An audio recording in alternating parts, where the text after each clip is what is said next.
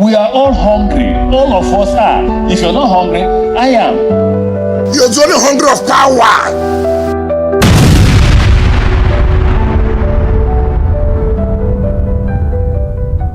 It began like a press briefing, but Wike turned it into a verbal comedy special.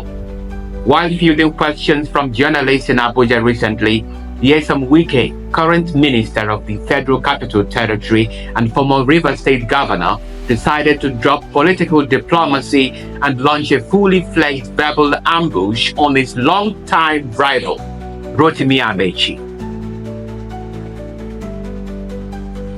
Wike questioned, what real influence does Amaechi have?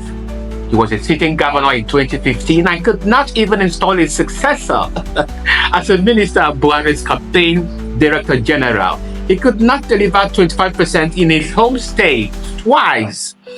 If it were a boxing match, I tell you, Wike delivered punches with emojis.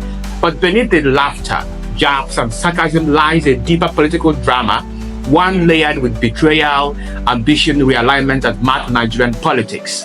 Wike, a card-carrying member of the opposition People's Democratic Party, the PDP, now sits comfortably in the cabinet of the ruling All Progressives Congress, the APC, a government that his own party is trying to unseat. When asked, Wike insists he's still PDP to the core, but you might wonder which core allows one to serve two masters at once. Amaechi, on the other hand, served as a Minister of Transportation under President Buhari's APC-led government. That government, as many Nigerians remember, was marked by rising insecurity, inflation, and economic stagnation. It is no surprise, then, that Amaechi has now joined forces with opposition leaders, including Atiku Abubakar, El-Rufai, and Labour Party's Peter Obi, in a new coalition to challenge President Tinubu's APC in 2027. But here is the plot twist. Wike is now defending the government Amaechi helped build, while Amaechi is now trying to tear down the same house he once decorated. Nigerian politics is truly a rotating door.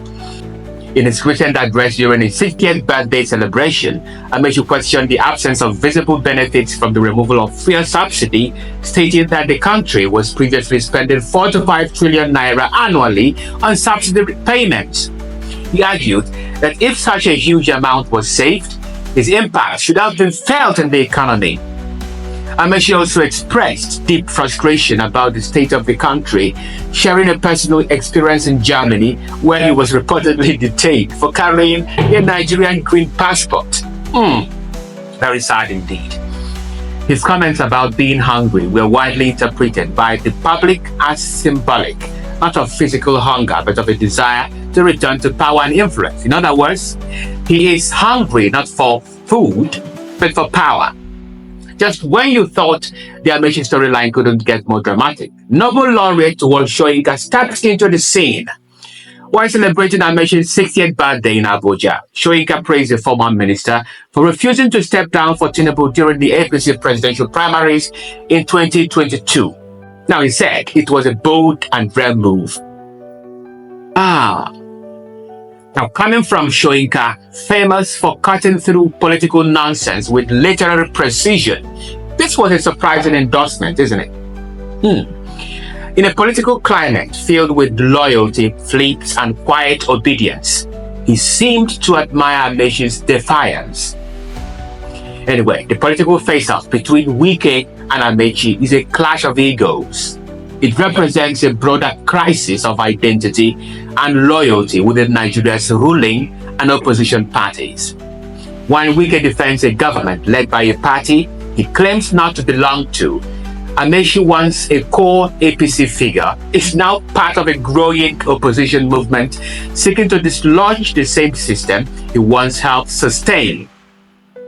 Soyinka's support for Amaechi signals a recognition of the urgent need for principled leadership. He might think, as 2027 approaches, Nigerians are watching not just who speaks, but who acts in the national interest. The future will not be determined by political rhetoric alone, but by the ability of leaders to align their words with the urgent needs of the people. So let us show you in Islam, where it says, don't stay with a Christian. They cannot show you. They will only do that and say, this man is a Muslim, go for him. Now you have Muslim ticket. Let Muslim market come out now. It can't. We are all hungry. All of us are. If you're not hungry, I am. You may laugh. So for us, the opposition, if you want us to remove the man in power, we can remove him from this power. When we are students, we organized the Taisho protest against Babangida. We organized protests against Buhari. And believe me, there was no north and south in the students. The protests that shut down ABU, University of Nigeria and Soka, University of Lagos and all that, the meeting took place in Kano. When we finished the meeting at night, everyone was told to go back to his school and mobilize school. Once the NAS president addressed a press conference, all of us were on the street. You will see a northerner, young, handsome northerner, with a young, handsome southerner, feeling free and eating the same kind of food. Today we are poisoning the minds of our young men. Even them can't even liberate themselves. We were able to liberate ourselves. Whatever I am today in terms of radicalism is Dr. Chidamota. Because if you read sociology of literature, it's about Marxism, it's about socialism. Yes, there are also capitalist ideas. In Nigeria, there are no capitalist ideas, there are no socialist ideas among the politicians. It's about sharing. The quarrel among the elites is about sharing. So, sir, we want to submit to the opposition if the opposition can lead us out of this problem. And for the opposition to lead us out of this problem, we must all agree to submit ourselves to the interest of the nation first, before the interest of ourselves. That's why I choose this topic. And I like the amendment you made. It's actually state weaponization, because it's not you, it's the state. Even though they are not deliberately weaponizing like he said, they don't have the idea. They don't know how to weaponize you. They don't know. But where the state comes in is, yes, they don't know how to weaponize you. They are weaponizing you inadvertently by stealing the money they should have given you. If I were president, yes, some of the policies they are pursuing, I will pursue them. But ask, what's the failure? The failure is the gains of those policies are in their private. If they bring those gains, okay, we are paying, at the time we are paying close to 4 to 5 trillion naira for oil subsidy. So they've stopped. Why is the 4 to 5 trillion naira? If they dump it on the economy, you will not be crying. We are hedging dollar, right? Between naira and dollar. Now you stop. Where is the savings? President Tinubu said it has, what's it called? Our suffering has come to an end yesterday or yesterday. Has anybody's diet changed? How many of you can buy a cup of garri at the rate? You know, the problem with Nigeria is, if you say the last president was very bad, the incoming one will be worse. When the incoming one takes over, the one before him will have become a king. We will now be wishing that person took over. Because it is a country of sharing money. I thank you for coming. Trust me, I thank you. Waziri, I thank you for coming. In fact, I came to you only once, and you obliged me the request. Emir, I spoke to Emir on the phone. The rest of you, just once, people were telling me, I should have called them several times, should have said that. Well, I was honored. I worked with Gerard Buratai. I worked with Sadiq. I don't know if Sadiq was here.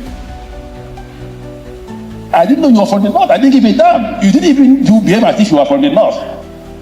Service, gentlemen, let's see that. How do we solve the problem of the river states on security? You remember when we came, there used to be roadblocks everywhere. Until somebody called me and said, look, nobody will invest in river state if we see roadblocks. And I met people. People said, you agree with me? And we agreed and removed all the roadblocks. When we did, everyone was shocked. How can you remove roadblocks? We did. 2 policies. Insecurity is 99.9% poverty. When Boko Haram started, they said, oh, they were anti-Christians. Is Boko Haram not killing Muslims? It It is because hunger does not know religion. So Boko Haram was not selecting Christians and killing them. No. Boko Haram was killing both Muslims and what? And Christians. And let me tell you what I was taught in the university. I don't know if Dr. Mota would agree to this. I'm sure he must have left. I was taught that it is rebellion. That is their own form of protest. They are protesting against the elites. So because they are protesting against the elites, they can't catch the elites. The elites have guns. Here, if you see the number of guns here to protect all of us, not to protect you. So when they look at us, they can't catch us. Who did they catch? They are follow poor men. And when I was governor, when there is an increase in insecurity, I know there is no money in the system. Where is Commissioner for Finance? He became SSG. Is here. What do I tell you? I said, go and release money. Pay contractors, pay salary, pay more money. And once you pay, insecurity will do what?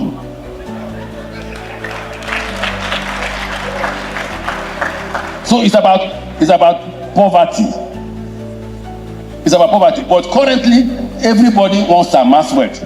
The current government and their agencies and who work with it, they are not even afraid. If you see the kind of houses they are building, if they are not afraid, I am ashamed for them because they have no name.